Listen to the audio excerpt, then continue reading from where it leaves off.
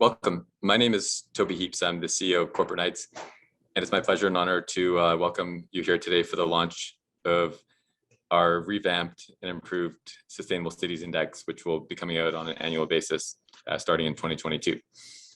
Before we get underway, I'd like to just do a brief land acknowledgement, as is our custom here in Canada. Corporate Knights honors the peoples and land of all First Nations, Inuit, and Métis people, and their valuable past and present contributions to this land. So just as a bit of background for this event, Corporate Knights for 20 years has been focused on measuring what matters for sustainability by actors who matter. And with this Sustainable Cities Index, we're really focused on trying to cut through the noise and measure what matters for environmental sustainability and put that in a place where people can see with absolute transparency down to the granular metrics and include everything, including things that traditionally have been hard to capture, like consumption-based greenhouse gas emissions in the whole panoply: water, waste, transport, allocation of road, and the Scope 1 emissions. And so we have 12 key metrics that really help cut through the noise.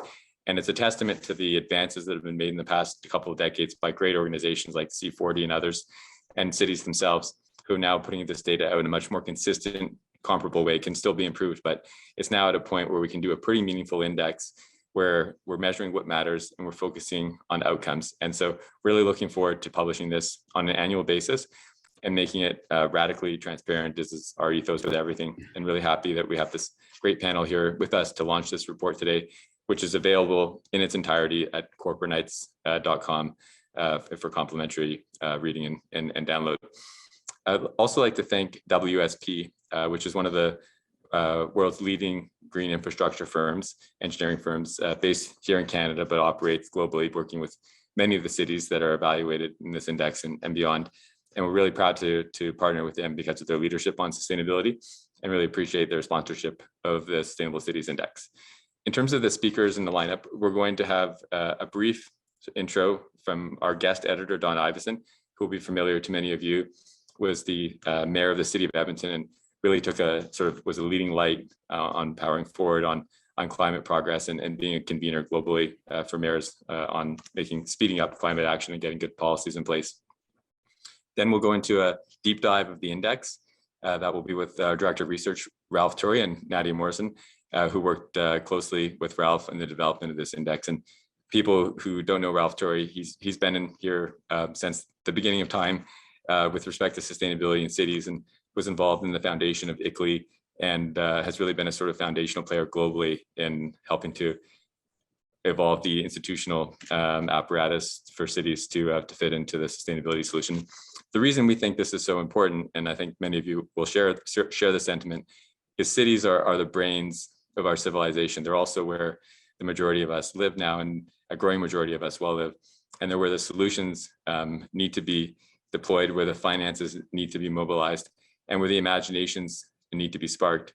And so cities are really going to be a key part of the solution, which is not a secret for anyone, but that's why we're really passionate and committed to seeing this index be a useful, real-time, radically transparent benchmarking tool for any city of any size to engage with, as our platform will make possible. So really appreciate everyone here today. And without further ado, I'll pass it off to the special guest editor for the city's Sustainable Cities section, Don Iveson. Don? Well, thanks, Toby, and good morning, everyone. It's pretty early here in Treaty 6 territory out in Western Canada, but thrilled to get up and be a part of this really important project, the culmination of it, really. And I'm very grateful to Toby and the team for the invitation to be a part of this, because sustainability and cities, and how cities can drive sustainability outcomes for our civilization, really, and for our countries, and all of the units of measurement that tend to get most of the focus in a bias where world, the world focuses on national units and regional units at the sort of continental scale.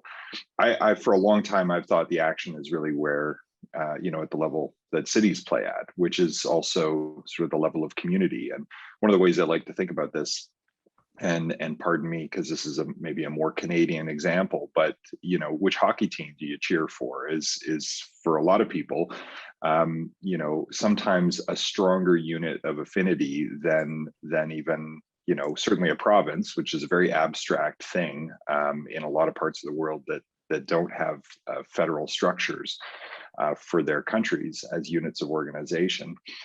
And then we're seeing, the bonds to nation be torqued either in a very nasty direction with populism and nationalism into a new kind of tribalism, or folks just struggling with institutional credibility of national governments and international organizations. Now, I don't think that's a good thing by any stretch, but in that sense, with all of those pressures that we're under politically and socially, cities have, in my view, never mattered more.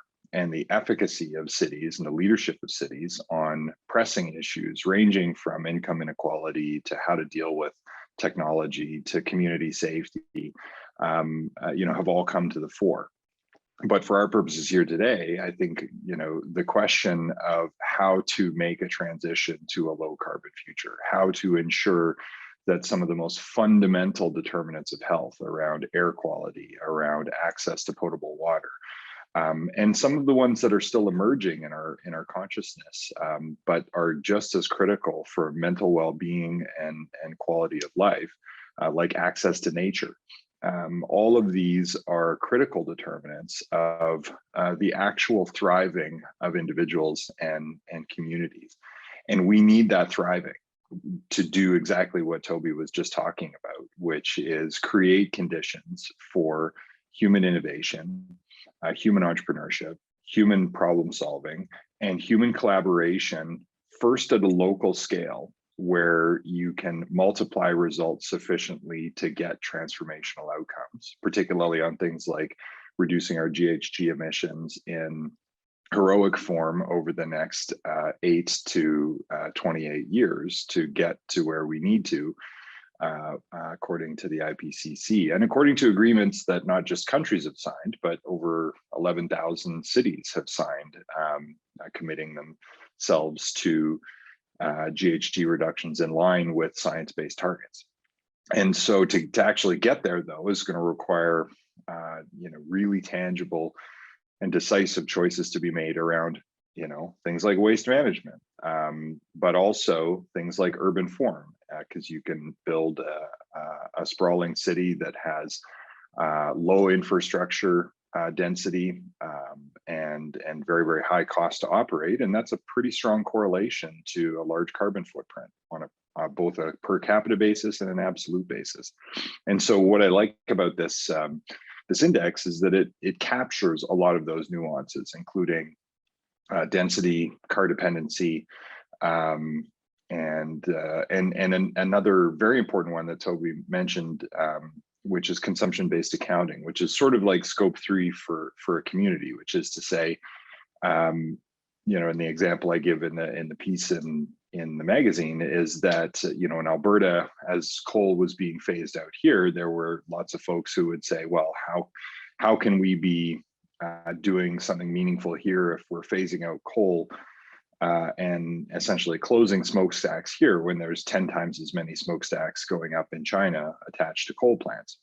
And it's a legitimate question, but it has a complex answer, as all things do in this realm, which is that a whole bunch of those coal plants, there are equity issues about the path of development in the global south, certainly, and that's been the domain of the COP conferences for many years. But an awful lot of those smokestacks are attached to factories making stuff that we buy. So if we're not prepared to have a serious conversation about the implications of global demand and global supply chains on emissions in other parts of the world, then we're missing one of the big pieces of the environmental footprint and carbon footprint associated with our lifestyle in the West, which is the downstream implications of our own consumption, which drive a huge quantity of emissions, both in the production of goods elsewhere and in the transportation of those goods for the benefit of consumers. And so looking at that consumption-based metric was really innovative, and I thank Ralph and the team for incorporating that. That's consistent with one of the aspirations from the Edmonton Declaration, which is a document that emerged, prepared by some of the city networks that were mentioned, the C40, the ICLEI Local Governments for Sustainability, and the Global Covenant of Mayors for Climate, after the IPCC held its, and this astounded me, the first ever gathering specifically on cities and climate change. IPCC had met more than 50 times, comparing notes, but generally at a larger scale than cities. And yet it was such, for them and for us, a refreshing conversation to have scientists come in with a focus on cities, but also, you know, the folks working at the regional and planetary scale modeling, recognizing that, well, without cities, we don't get there. But also cities are a phenomenal source of leverage in the work to reduce GHGs. And there were also an awful lot of important conversations about resiliency and adaptation. And sadly, and this is some of the work that I'm doing with my friends over at Cooperators right now, is, you know, we cannot let up for a minute on our work to transition to a low carbon future. And yet we know even at this stage, there is a certain amount of warming baked in that is leading to more severe weather, eventually will lead to sea level rise, a lot of water challenges, either not enough water when you need it, leading to more fire challenges, or and drought issues, or more water than you know what to do with when you really don't want it. And that can be hail, that can be snow, that can be a lot of water like we're seeing in the West here right now. So adaptation and resiliency measures, glad to see those included. So it's, to my mind, a very comprehensive index that the team researched very, very thoroughly. And I think, you know, there's strong credibility in the sense that communities who are well known for their leadership in this, and who, by, you know, many of the measures that I've indicated, you know, rise to the top in these metrics. And I think, you know, the last thing I'll say here before turning it back is that, you know, it can be kind of challenging when your city shows up on one of these, and I have been there, when your city shows up on a ranking index, and where there's clearly room for improvement. And the first instinct, and I've done this myself, is to get a little defensive or attack the methodology. And I get that. That's a natural human response to a circumstance like this. But, you know, I would just challenge mayors and community leaders in communities that don't score as well to really think about why, relative to their peers, there is room for improvement. Because, you know, there are some planetary imperatives here, and some major questions of intergenerational justice for your people that are really at the heart of what's being measured here, not just in quality of life terms, but in terms of nature and airsheds and watersheds capacity to sustain future generations of prosperity and opportunity in your community and beyond. And so, you know, really just finally, thanks again to the team for the chance to be a part of this. It was very, very stimulating, wonderful, and rigorous group of people at Corporate Knights who do fascinating work. And I guess I'll just say one more thing, which is that I think what will be really interesting over time, and I'm glad that this initiative has been reset, is I think as important as the baseline, which is to some degree inherited. You know, Edmonton scores where it scores partly because it is a hugely spread out city that largely built up after the war. It doesn't have the legacy of having its DNA cast before, you know, cars were ubiquitous. So some of this is inherited. And you know, there are, you know, for northerly places, there are extra climate challenges, literally meteorological challenges to deal with in the winter. So your baseline is your baseline. I think what will be really interesting to see over time is the trend and the progress that cities are making in spite of whatever it is that they've inherited, good or challenging historically. So I look forward to future years of reporting on this and a sense of what the trend is over time. But again, it was great to be a part of this project, and thanks Toby and to the team. It was wonderful working with you on this. Thanks, Don, and thanks for putting your finger on the sort of the intent, which is, you know, we want to speed up progress on environmental leadership and really helped to spur a race to the top for all cities. We see cities from all over the world leading on different parts of the metrics. And we just want to sort of spur that leadership, because there's no reason why every city can't rise to the top on every one of the metrics that we're looking at in terms of absolute thresholds. And so really appreciate your leadership on this. And just for everyone listening, Don obviously has a bit of a vested interest in the city of Edmonton. So his comments on the methodology were really helpful in advisory nature, but the final decisions were the research team. And although Don did take some special consolation that Edmonton beat Calgary, as he let me know as a former Calgarian, as a born and raised as a braised Calgarian. We've got some work to do for in Calgary too. So next, it's my pleasure to pass it over to our Director of Research, Ralph Torrey, to run through a summary, and then he'll hand off to Nadia. Ralph. Thank you, Toby. Am I coming through okay? Yep. I also wanted to thank a few people this morning before turning it over to Nadia Morrison to give a more detailed introduction to our index. I wanted to start with Hazel Henderson. Hazel Henderson was a great American futurist and environmentalist. She passed away a couple of weeks ago. Many of you may know. Those of you who are not aware of her work, it's worth a Google. Among many other of her accomplishments, particularly as a communicator, she's credited with popularizing the term think locally. Think globally, act locally. And it's such an iconic phrase that has says so much in 4 short words about what's at the heart of this index and all of the other efforts at the local government level to address some of the global issues that we're facing, particularly with respect to the environment and climate change. And when I first started to get involved with the local government efforts to address climate change in the 1990, I guess it was, when ICLEI came to Toronto, there were a number of local government leaders around the world, not a lot yet, but we worked with 12 of them in Europe and North America who instinctively realized that there would not be a solution to the global climate crisis unless there was the active engagement of local governments. They just have their hands on too many of the levers that affect the level and the pattern of emissions in the society, whether it's land use or green space or transportation and water and waste infrastructure. The list goes on and on.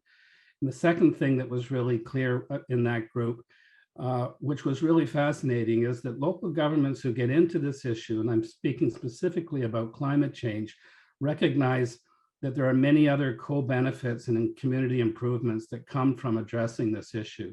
And that came up over and over again. And then thirdly, of course, is that literacy and information inside City Hall is going to be critical to moving this forward. And we'd like to think we're making a small contribution to that with this index that we're releasing this morning, and which we're about to tell you a little bit more about. So without any further comment, one other thank you. Dan Hornwig, who many of you who work in this field would know, gave us much valuable advice as we were getting started in both the conceptual design and where we might find some of the information we needed. So I wanted to give a shout out to Dan for his help. I'm sure we didn't take all his advice and we're responsible for the end product, but Dan really gave us a help at the beginning. This was a team effort within our team. Gabriel Fauché, our data scientist, Chloe Sainsbury, and Nadia Morrison all worked together to both produce the index and develop the online portal, which is one of the unique aspects. I don't think there's ever been a city index that has an online interactive dimension the way this one does. So without further ado, I want to, I'm sorry, Nadia, I didn't give you the clue for the slide that I've been talking about, which is the second slide, but, and I won't spend any more time on it now because I think all these points have been covered, but I want to turn it over to Dr. Morrison now, who will walk you through the index. Nadia? Thank you very much, Ralph. So here on this slide, we have the 50 cities that were included in the inaugural Sustainable Cities Index. These cities include some of the most populated cities in the world, as the regions colored on this map. And also we've included several mid-sized cities with established reputations for sustainability leadership. Each of these 50 cities were evaluated on the same set of indicators. And it's possible to identify dozens, if not hundreds of indicators of urban sustainability, but the Sustainable Cities Index is designed to be accessible, robust, and streamlined. We selected 12 indicators to assess sustainable development of global cities. Each indicator is shown on this slide, with the indicator weights shown below, and also illustrated in this pie chart. 11 indicators are measurements of environmental sustainability, and the 12th indicator is a measure of the number of sustainable policies enacted by the city. We plan to incorporate social and governance dimensions in future versions of the index. The data for each indicator was collected from credible and publicly available databases. Since the 2022 cities database was seeded with data that was collected by the research team, each city was given the opportunity to verify the collected data. Then a percentile ranking was applied to the data points based on the best practice for that indicator to generate a score from 0 to 1. Ranks were generated based on the overall score of each city on the individually weighted indicator value as shown on the previous slide. Lastly, indicator grades were assigned for easy comparison between indicators and cities, and the full methodology can be found on the Corporate Knights website. To begin with the index results, I'd like to walk you through this figure, which is the rank of each city with population. On the y-axis here, we have the highest ranking cities on the top half and the lowest ranking cities in the bottom half. On the x-axis, we have population in millions. The colored dots represent the income status of the country for which the city is located, where green dots represent cities in high-income countries and blue dots represent cities in middle-income countries. The index rank was often correlated with city population, where the highest ranking cities tended to have smaller populations and were often located in cities in countries that are of high income status. And the opposite was true of the lower ranking cities, which tended to have larger populations and were located in cities with middle income. And it's really important to mention that a very significant proportion of the global population is in these lower income countries, which are often more vulnerable to and less prepared for climate change disasters. So on the left here, you will find the top 10 ranked cities of the index. Among the top 10 cities, 50% were led by female mayors or governors. That includes Stockholm, Oslo, Copenhagen, Tokyo, and Berlin. 70% of the top 10 cities were located in Europe and the United Kingdom. And 100% of these cities were located in high income countries. And another really common trend that we've seen among cities that are located in high income countries is that they tend to be high consumers of greenhouse gas emissions. So as has been mentioned earlier on by John and Toby, one of the really unique features of the Sustainable Cities Index is the inclusion of this consumption-based emissions indicator. So I'm going to use the example of Toronto, which is the city that I'm calling in from, and it's this little red box here on this map. And I'm going to use this example to demonstrate how we calculated the consumption-based emissions indicator. So the first thing we did was calculate the sum of greenhouse gas emissions produced from the city's residential fuel and electricity use, personal transportation, and waste. Then we calculated the sum of emissions that are embedded in goods and services that are produced domestically in Canada and imported into the city of Toronto for consumption. Lastly, we calculated the sum of emissions that are embedded in goods and services produced in all other countries around the world and imported into the city of Toronto for consumption, with the example here being the United States. When we look at the average breakdown of the greenhouse gas emissions for each of these three types, we see that most cities are strongly dependent on their interland economies. Measures of consumption-based emissions are often more accurately capturing the actual true consumption of the city activity compared to a traditional sector-based inventory of scope 1, 2, or 3 emissions. And therefore, we think that it's beneficial for cities to set targets for consumption-based emissions reductions in addition to sector-based emissions. So to illustrate the scoring of the consumption-based indicator, I'd like to walk you through this figure on the right. On the left of the y-axis here, we have the score from 0 to 1 on the index, where in the case of consumption-based emissions, lower emissions per capita generates a higher score on the index. On the x-axis here, we have GDP per capita in thousands of US dollars, and the coloring of the cities is the same, where blue colors represent cities in middle-income countries and green represents cities in high-income countries. So generally, what we see is that cities that are located in middle-income countries are lower consumers of emissions and therefore score higher on the index. And the opposite is true of the higher income cities, which generally are higher consumers of emissions and therefore score lower on this particular indicator. And it's really important to note that there's no other indicator for which the separation of scoring of cities from middle and high income countries is more distinct. And this is really one of the ways in which the Sustainable Cities Index was designed to balance out the sustainability analysis between the global north and the global south. And we have generated figures similar to this for all the indicators on the index, which are fully available on the Corporate Knights website. And I would just like to highlight that there are other indicators for which the scoring is associated with a higher data value. So a higher data value generates a higher score, such as sustainable transport, where a higher number of trips that are taken by walking, cycling, or public transit generate a higher score on the index. And you can see in cities in middle-income countries, that's generally higher.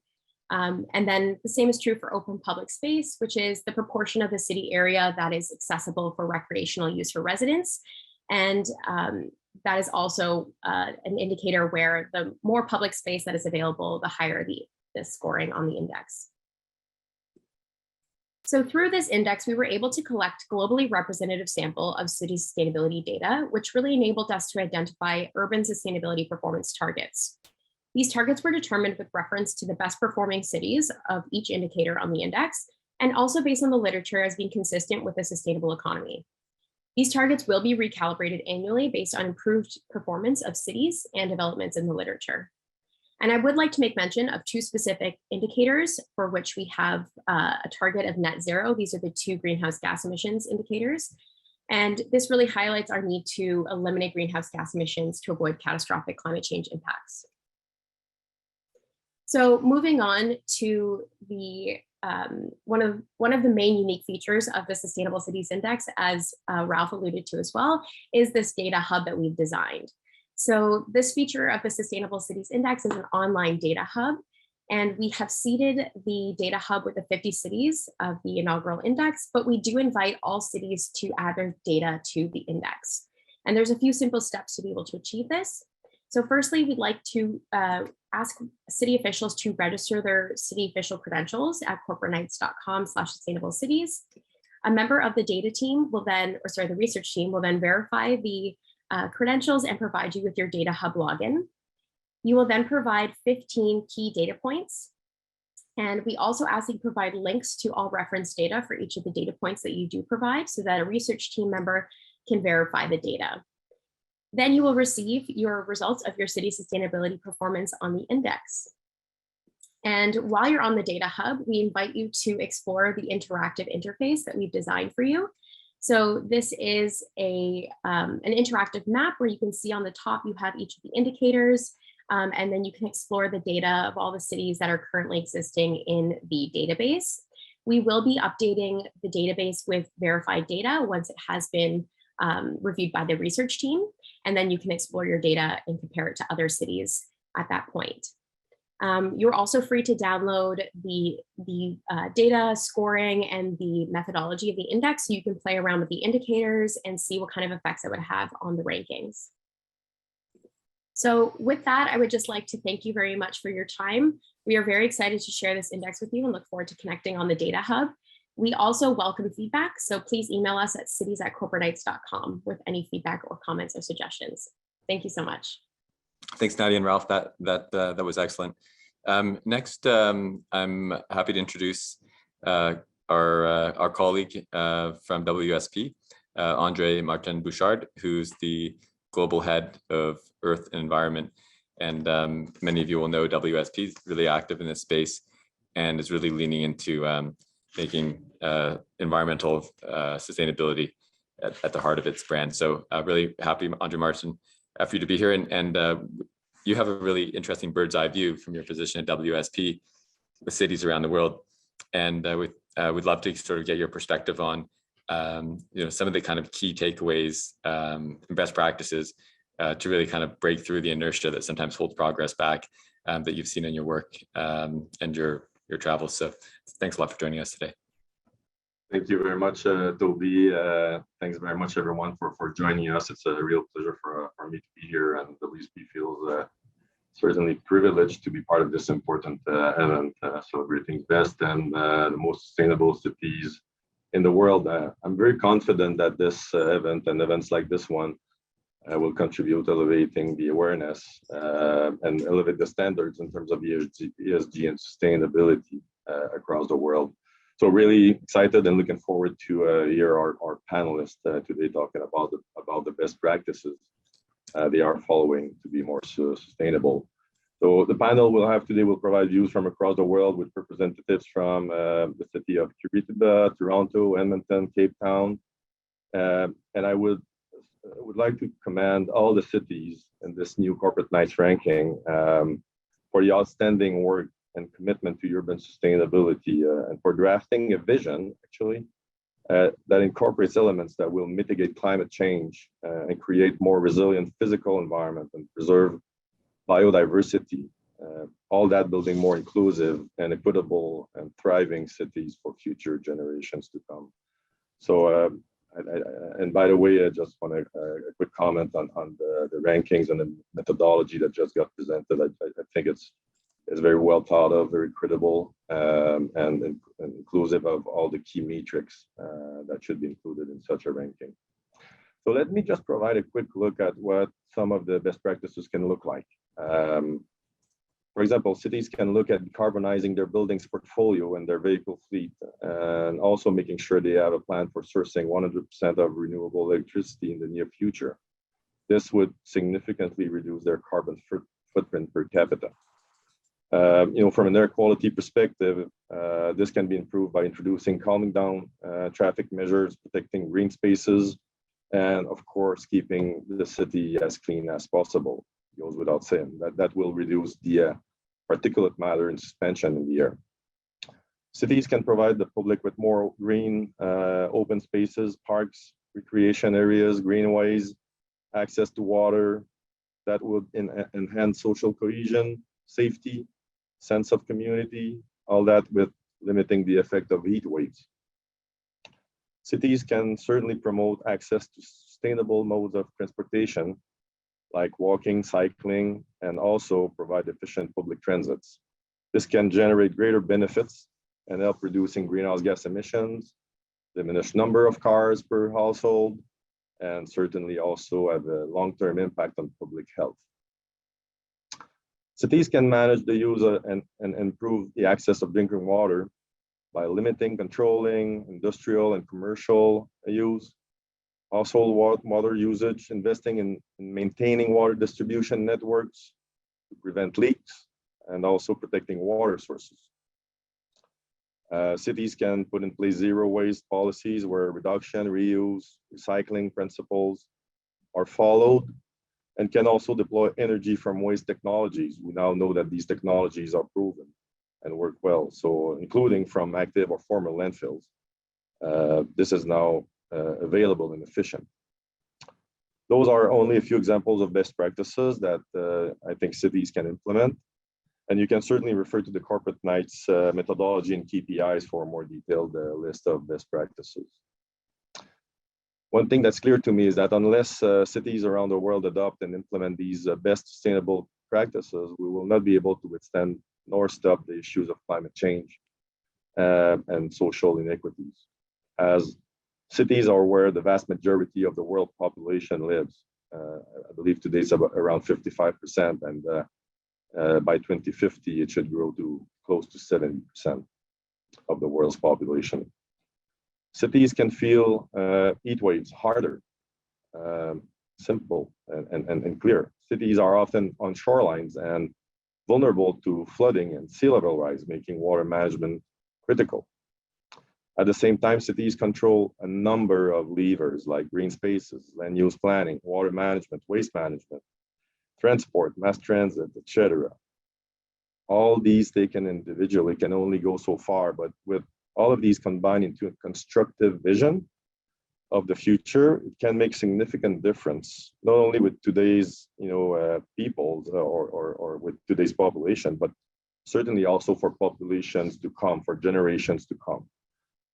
So in those cities that are, using these best practices, we will be able to live in a space where the built and the natural environment will deliver more safety and more peace of mind for people.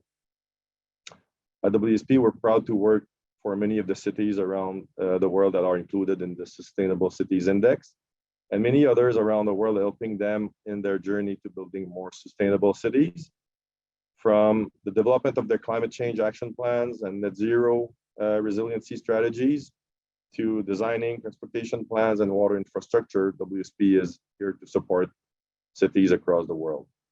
Here's a few examples.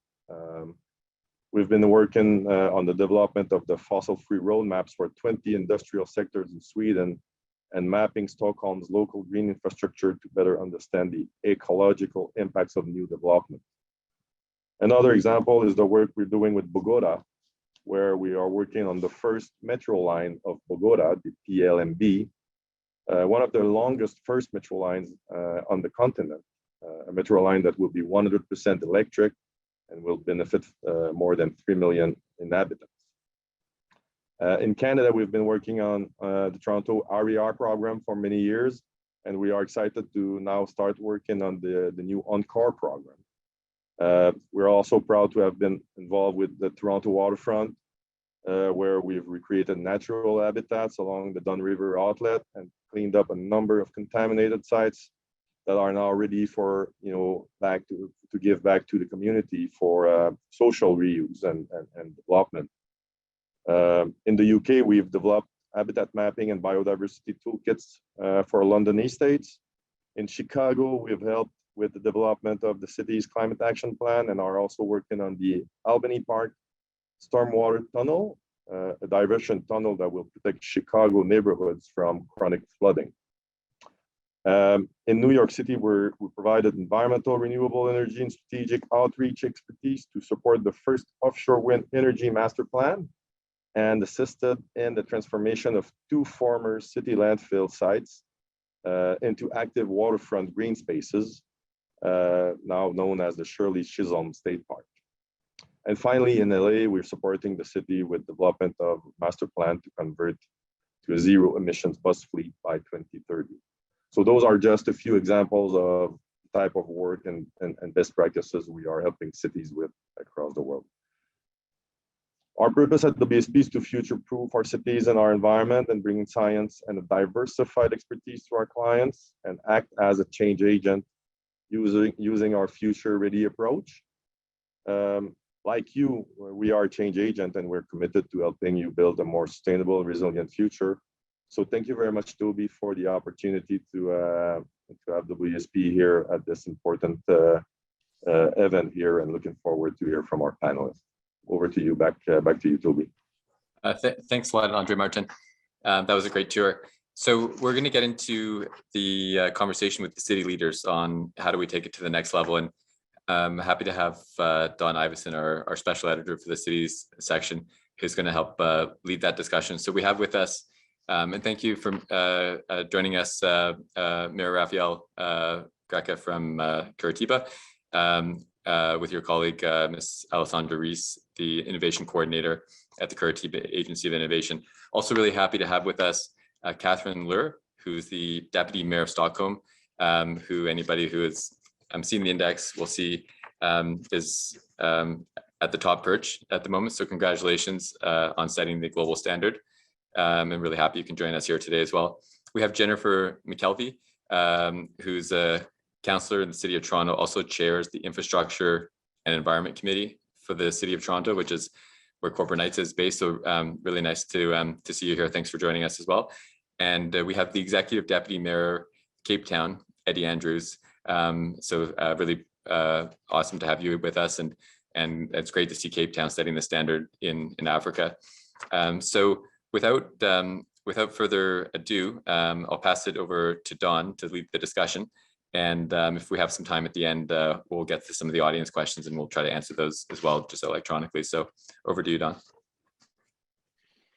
Well, thanks, Toby. And thank you to our councillors, deputy mayors, and mayor for making yourselves available for this conversation. And really, I think we want to hear from you, certainly what you're most proud of about your city's achievements in in these rankings, but also what stands out for you as the most important thing, the most important action that you've taken in your communities to help rise to the cream at the top here. What's the number one most important thing in your experience that was necessary to achieve these results in your community? I'm gonna start with Deputy Mayor Lur from Stockholm, and since you're taking the cake in the rankings here, so please share your insights with us on the top most important thing that made this achievement possible for your community. Deputy Mayor. Yeah, thank you very much, and thank you for inviting me. This is great. I guess you know that cities love to compete with each other, but I think this is kind of competition where everyone wins. The better the competitors are, everyone wins on it, both globally and locally. So great to be here. I think the most important thing that has been successful for us is to integrate the environmental and climate issues in all decision making. It's not something that one environmental board can work on and make a program that is just on some people's desks. So what we have done, we have had environmental programs since 1976 in Stockholm, and we update them every 4th year with long-term goals and short-term goals. But then we also integrate all the actions into the budget of the city, and for all different departments, and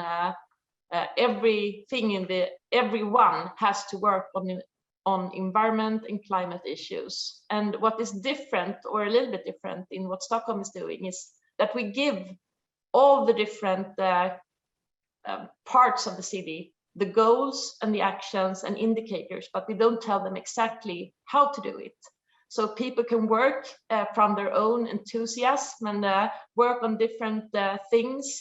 And that has shown us that we always overshoot the goals we have, because people are doing more than we expected. Instead of me telling people what to do, people are doing, they are working, they're thinking ahead, and they're doing a lot of things that I think if one person had made that political goal, they wouldn't have thought about all those things that people come up with.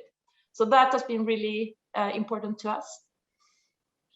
Well, that's outstanding, really outcomes driven approach, unleashing the innovation within the organization. That's phenomenal. Thank you. How about next from Executive Deputy Mayor Andrews from Cape Town? What is it that's the most important thing in your experience helped drive the success that you're seeing in these rankings for Cape Town? Thank you so much for having us, and love the question. I think it's a very important question, because ultimately cities should lead. I think the earlier remark was made that more than half of the global population live within cities, and all the levers for change, at the hands of cities. So I think that is important, that we understand the way we plan, design, and manage our cities is key to environmental sustainability. And as a first step, it's critical for cities to develop context-specific and evidence-based sustainability policies and strategies, because we have a long history of strong environmental policy. The Integrated Metropolitan Environmental Policy Framework was first integrated in environmental policy adapted by an African citizen. So since then, we have adopted our strategy, our environmental strategy in 2017, which provides decision makers with an effective policy and governance framework for decision making, management, and operational implementation where the environment is concerned. So along with this particular strategy has to be integrated into a broader, high-level city policy and framework. And so, for instance, both the city's new term of office business plan and the municipal spatial development framework incorporates a major focus on building a sustainable, climate resilient, and a more resource efficient city. However, in order to ensure sustainable outcomes are realized, we are aware that the strategy must be effectively implemented and operationalized, aligned with service delivery, and subject to robust monitoring and evaluation, properly resourced, of course, and the coordination through transversal institutional structures. And I think that is something that we're very proud of in terms of how we've able to manage thus far.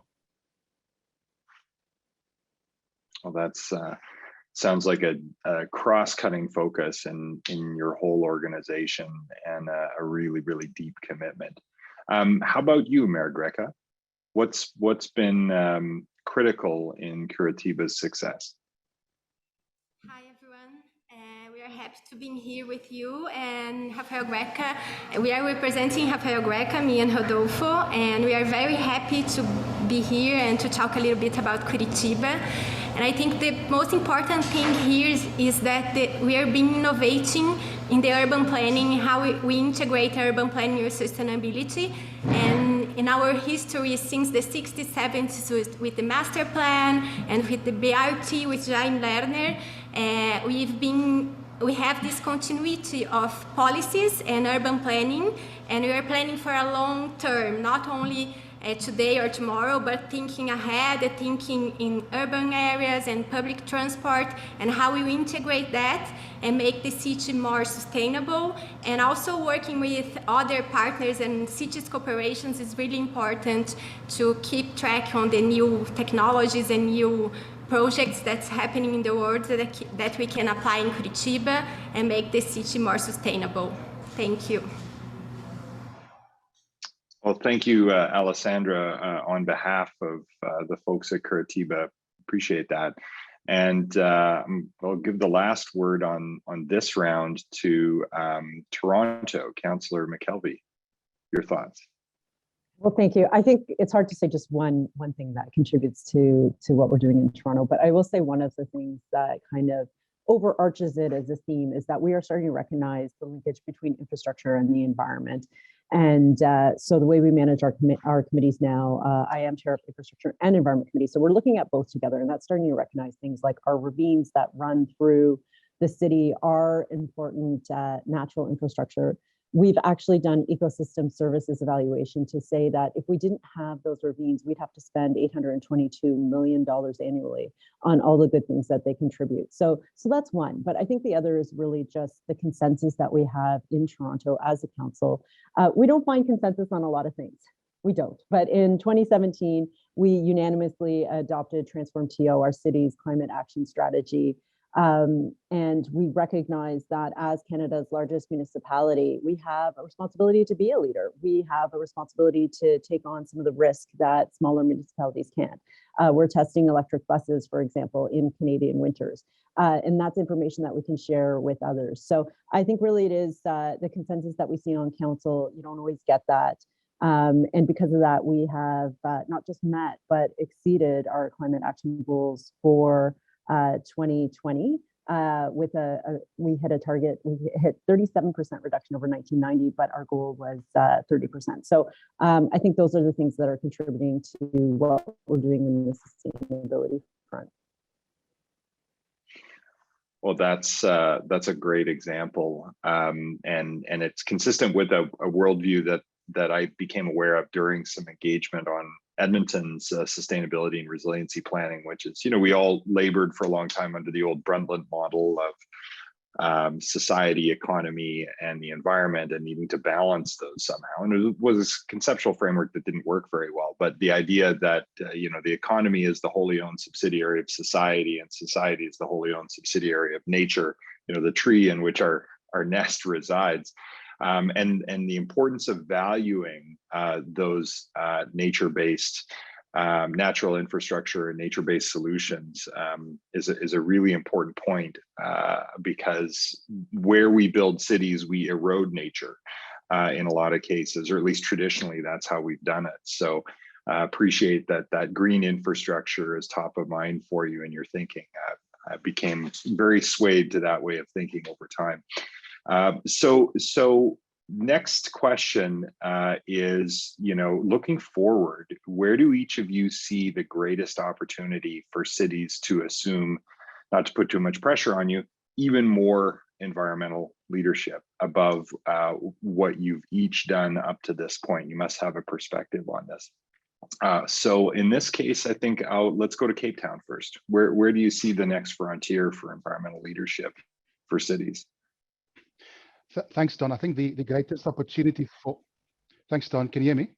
Yep. Thanks, Don. So I think the greatest opportunity for cities in transformative actions that are supporting environmental sustainability, but at the same time address socioeconomic challenges such as poverty, inequality, unemployment and spatial injustice. And so this, of course, requires a prioritization, where we have actions that support the green economy, create decent green jobs, and improve resilience to future social ecological shocks, such as climate change. And the natural resources managed by cities provide a significant assets that can be leveraged to facilitate appropriate and more sustainable development. And so natural assets provide critical ecosystem, as I think we've heard early on, of goods and services and social benefits in the form of recreational, educational, and tourism opportunities, which equates to direct and indirect jobs and the importance of skills development. So as the City of Cape Town, we have piloted and implemented various green jobs and environmental fiscal reform initiatives. And these would include a highly successful green jobs program, where we have the CADA Ashmal Integrated Catchment Management Program, and pioneered several environmental financial instruments innovations, which include one, issuing South Africa's first green bond, and two, partnering in the establishment of an Atlantis Green Tech Special Economic Zone, and three, implementing the Atlantis Industrial Incentive Scheme, which includes a biodiversity offset scheme, and four, piloting the first environmental impact assessment exclusion tool linked to a specific spatial area in Atlantis, and of course that is the Atlantis Environmental Management Program. So at the same time, we believe that cities and the City of Cape Town, we have committed a comprehensive green economy work program to implement green procurement in its operations and capital projects to help drive the shift towards that green economy. And of course, we need to push people along in that regard also.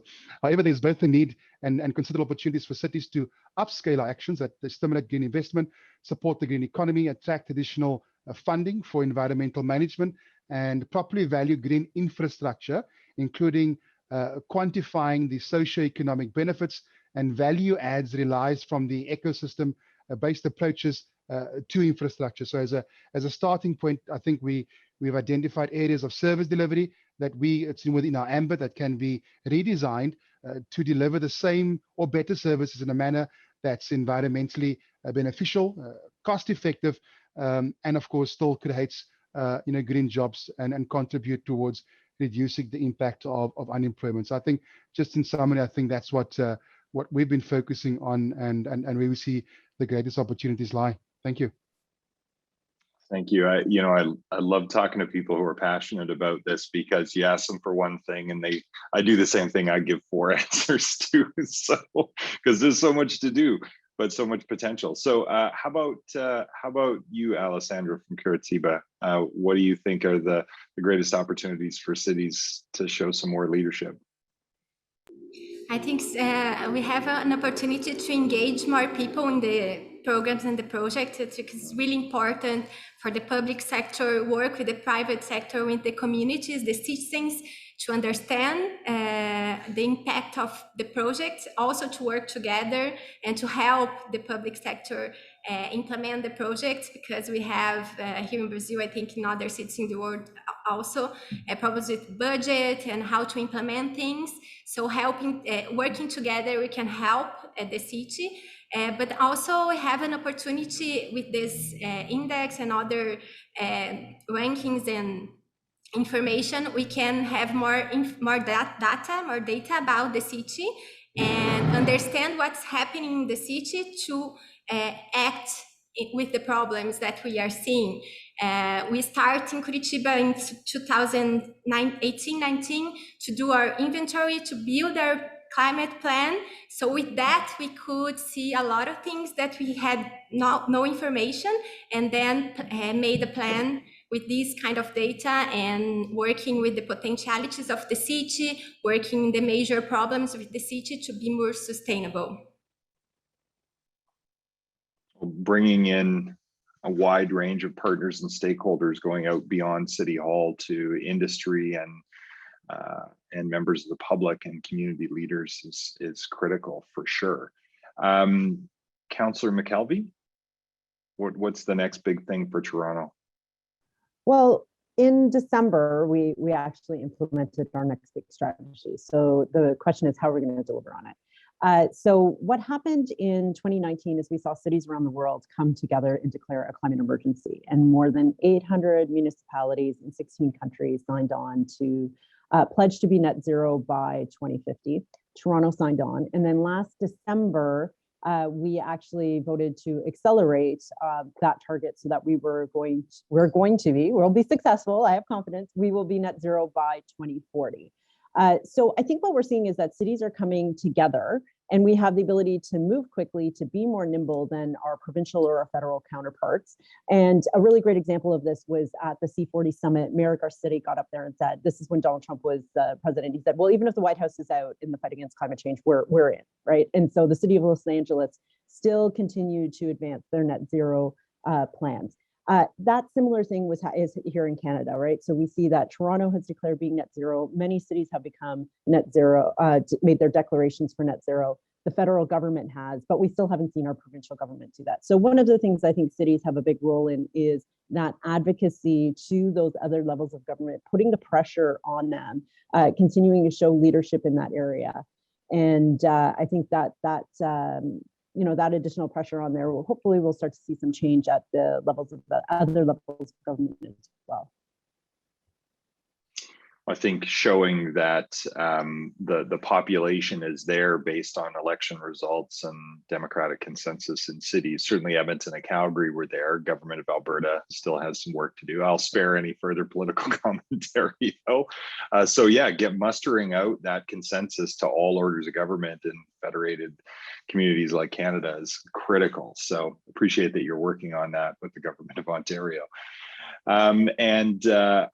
Stockholm's got to be up to something extraordinary in your in what you see as the next frontier for civic leadership. So over to you, Deputy Mayor Lur. No pressure.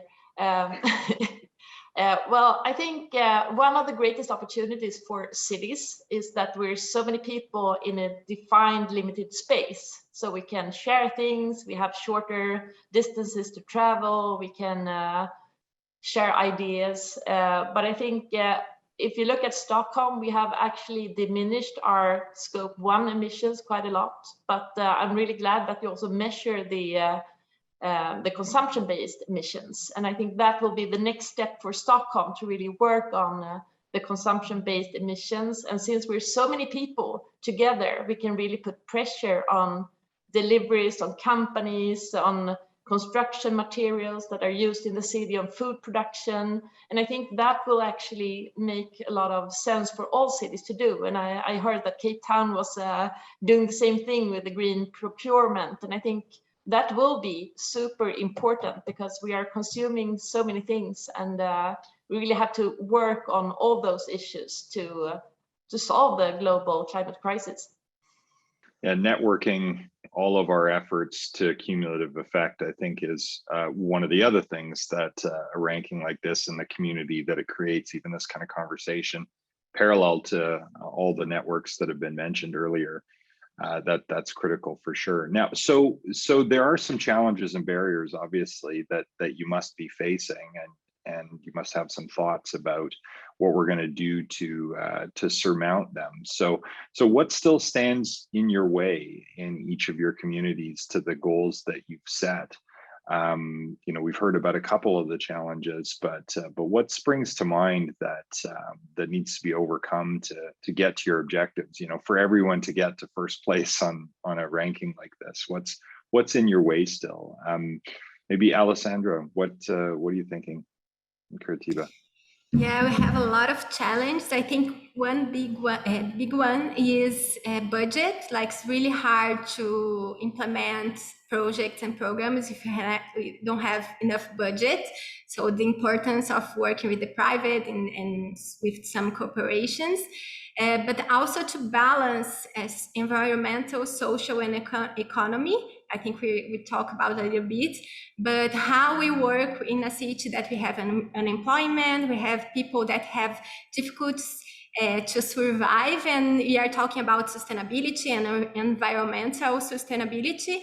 How do we balance that? How can we act in all these fronts like in economy and social, but also making people understand that it's really important to work with environmental integrated with the programs, social and economic programs. So I think it's a challenge for a city in Brazil because we struggle with politics, we struggle with budget, and we struggle with people not understanding what the city hall is doing, but we are trying to work together and work with partners, universities, and the community. As I told you before, it's really important for us to integrate all the actors, all the stakeholders in the actions and build a more sustainable city. Well, thank you. Now, and we've idealized Stockholm certainly, and the Nordic countries often are, but there must be some challenges for you on the horizon, and a sense of how to tackle them, combining, you know, the last of our two questions here. So, Deputy Mayor Lur, what do you see as the barriers or challenges, the key ones, and how do you think they can be overcome? Yeah, I already mentioned the consumption-based emissions, and I think that is our biggest chunk that we have to work on. And that needs also collaboration with the citizens, of course, because I can, as a politician, not go out and tell them exactly what to buy and where and what they should do. So that is, I think, the greatest challenge. And I think there we need a lot of communication, we need education, and we need more sustainable products to buy also. And I think that's comes the second problem, really, that we need better legislation on both national and international level to be able to push away all the fossil fuel dependent equipment, for example. We are working a lot of reducing the use of plastic material in Stockholm right now. And I think that is also something that we need legislation to be able to push away all the bad materials. So we always talk about the cities as the key for the transition, but the cities also need help from different levels to be able to do all those transitions. And I think also if you talk about traffic, for example, that we have a goal to be totally fossil fuel free in 2040 in Stockholm, but people are still buying cars with fossil fuels that they will probably want to use in that time. So, I mean, if you could have a ban on cars with fossil fuels, then that would be easier for us to be able to reach our goal.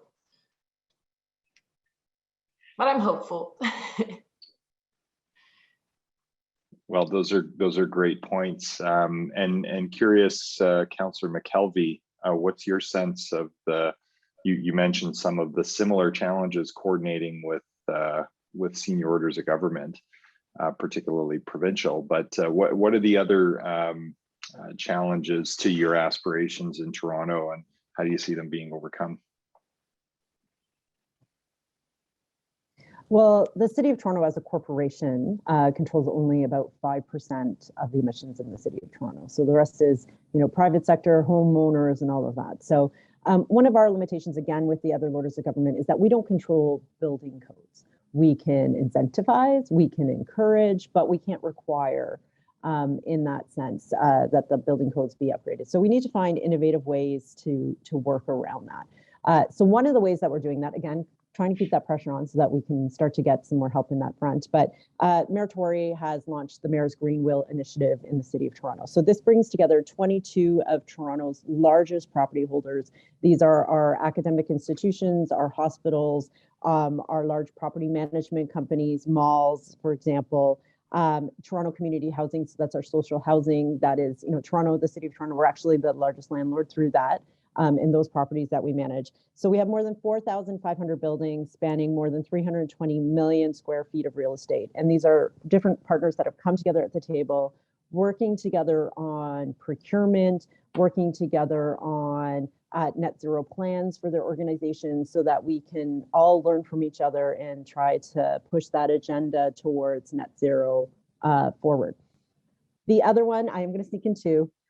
This is no surprise to anybody here, but these numbers just came out for us in the City of Toronto a couple months ago. Toronto will need an investment of approximately $145 billion over the next 30 years to reach our net zero plan.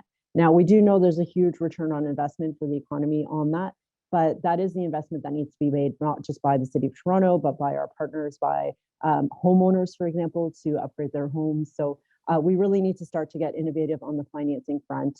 We're starting to see things turn with our federal government. They're expanding green bonds programs.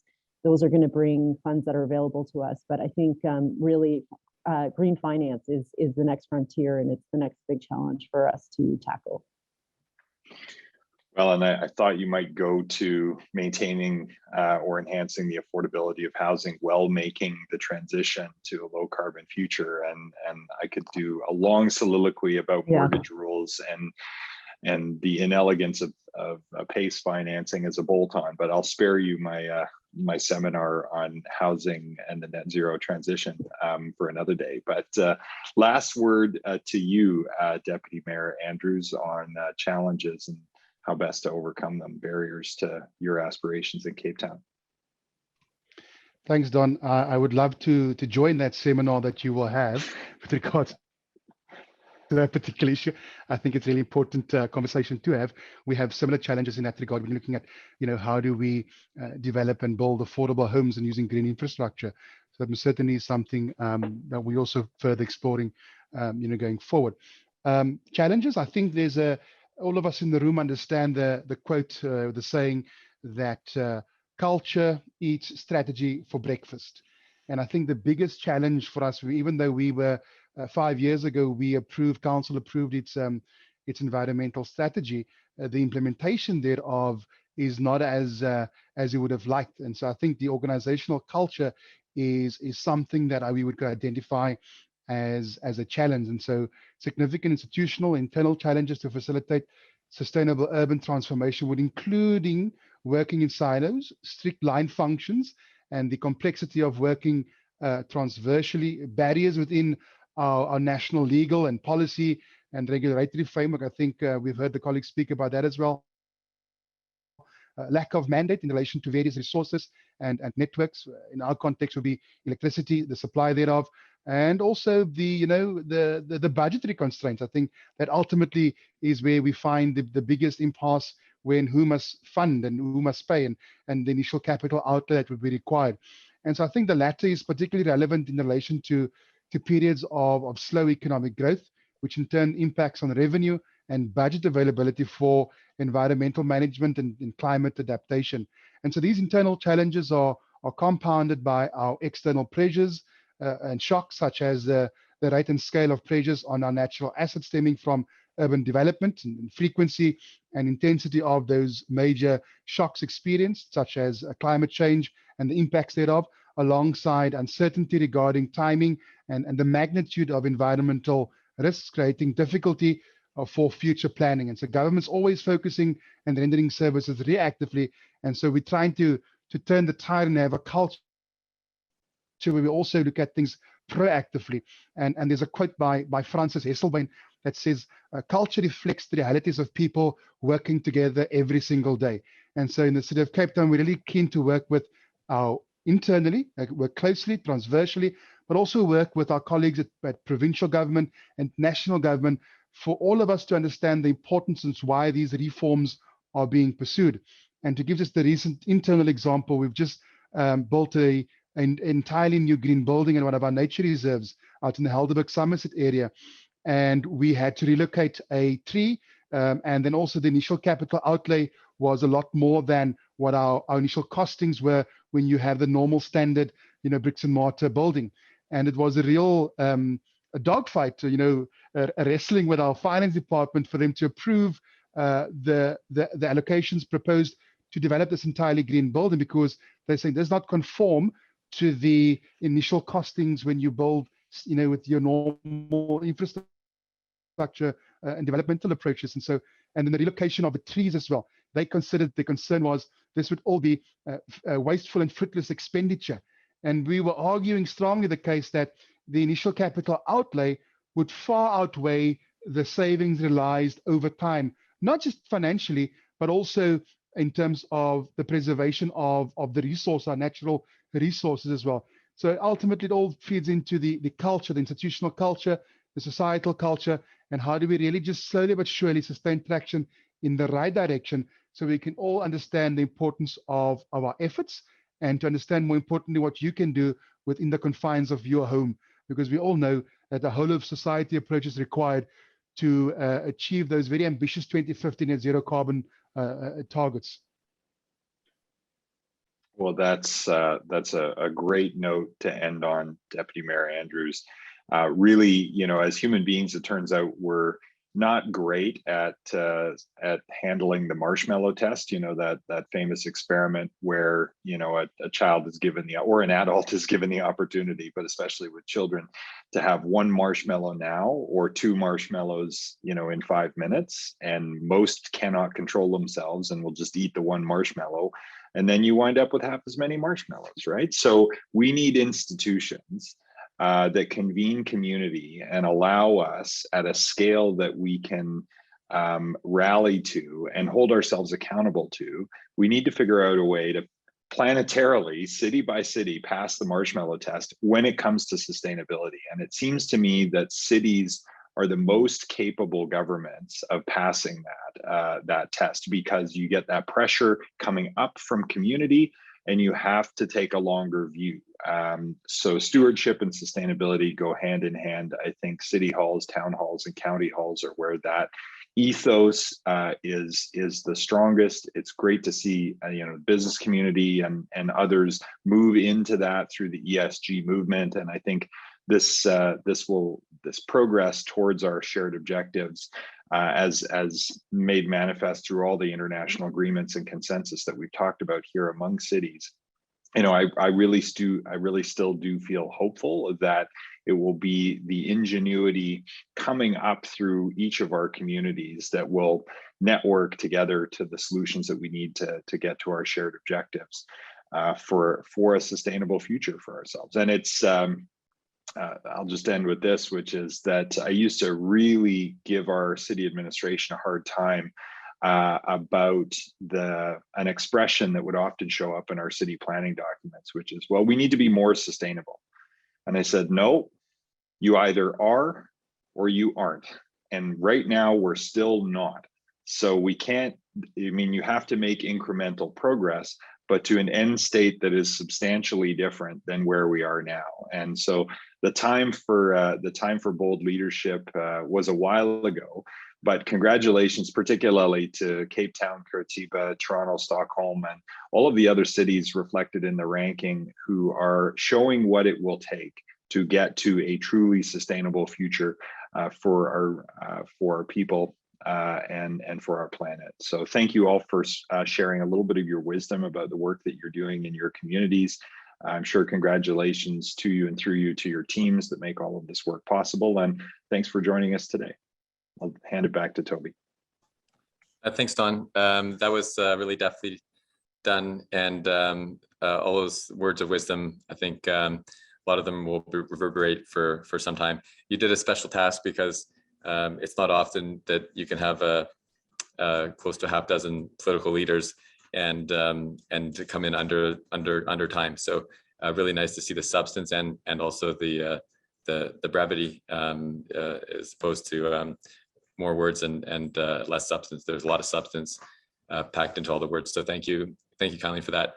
It's also been kind of neat to get the global perspective, because having leaders from cities on 4 different continents, cities that are leading on those continents, from South America to North America to Europe to Africa, a lot of insight. Of course, I don't think it's been lost on anyone that we're missing leaders from Asia, and that's going to be really key. Having leaders, particularly from China, India, and Indonesia, and other important countries as well.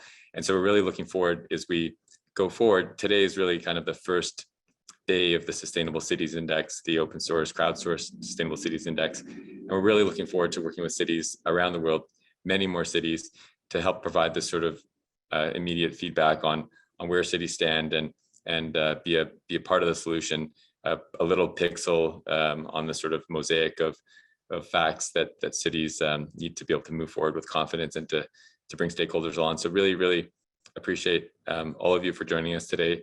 Also really appreciate the great work that's been done by our research team led by Ralph and Nadia working on this, and Gabe on the data science side, is the cities will see when you log in, and you can see the sort of live Tableau performance of your city.